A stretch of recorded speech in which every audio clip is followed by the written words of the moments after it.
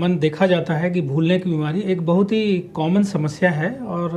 Generally ये थोड़ी as खास करके 60 साल से ऊपर के लोगों में ये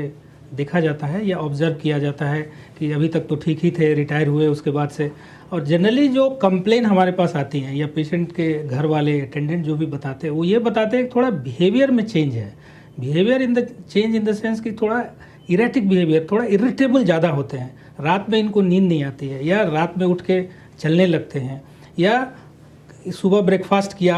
वो ये भूल जाते हैं, बोलते हैं मैंने ब्रेकफास्ट किया नहीं, या चाय ये पी लेते बोलते हैं हमने चाय, या कोई आया अभी मिलने, इनको ध्यान नहीं रहता है कि कौन आया मिला और चला गया। और बहुत सारे पेशेंट्स में ये देखा गया है कि जो दुकान वगैरह पे काम करते हैं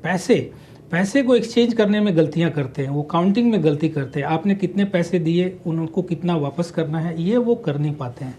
और कुछ सारे पेशेंट्स में ये देखा जाता है जैसे वो रास्ता भी भूलते हैं, जैसे घर से बाहर वॉक के लिए गए, अपना घर का रास्ता भूल जाते हैं, फिर पता चलता है कि कोई बाहर पड़ोसी उनको लेके उनके घर पे आता है। तो ये कुछ जनरल तरह की बातें होती हैं जो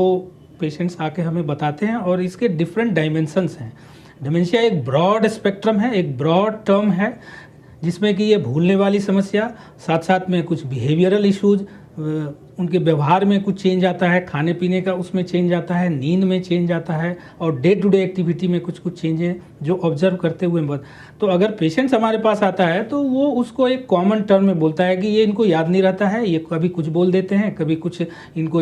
कहीं सामान रख देते हैं, इनको ध्यान नहीं रहता है, तो इस तरह। लेकिन जब वो हमारे पास आते हैं तो इसके कई एक कारण होते हैं, कई एक डायमेंशंस में हमको जाना होता है। जैसे कि एज के साथ थोड़ा ब्रेन डिजेनरेट करता है। जैसे आप एक फल जिसको कि आप एक कहीं पे रख दें तो आप देखेंगे 2-3 दिन में फल में सूखापन आ जाता है, वो फल सिकुड़ने लगता है। तो सेम कंडीशंस हमारे ब्रेन का भी होता है, जैसे जैसे हमारी उम्र बढ़ती है तो हमारा ब्रेन भी इस तरह से सूखता है।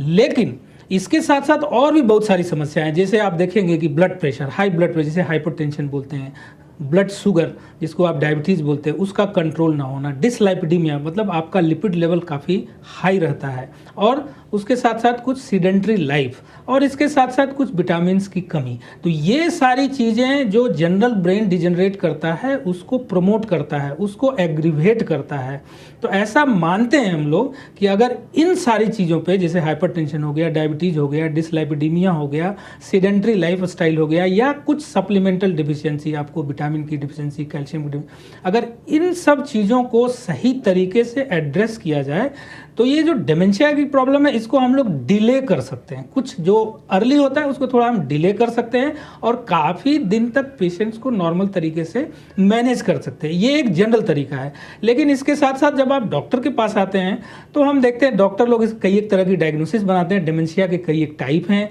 जो कि हम पेशेंट को देख के उनका साइकोलॉजिकल मेमोरी असेसमेंट करके फिर उनका न्यूरो इमेजिंग में हम लोग ब्रेन MRI करके देखते हैं, और साथ साथ फिर कुछ हम दवाइयाँ भी देते हैं। दवाइयों का कुछ अच्छा इफेक्ट भी होता है और धीरे धीरे हम देखते हैं कि पेशेंट एक स्टेबल लेवल पे आ जाता है। और हमारा एम ये होता है कि इसको इस लेवल पे स्टेबल रखा जाए और साथ में जो इनके एसोसिएटेड प्रॉब्लम है उसको तरीके से एड्रेस किया जाए।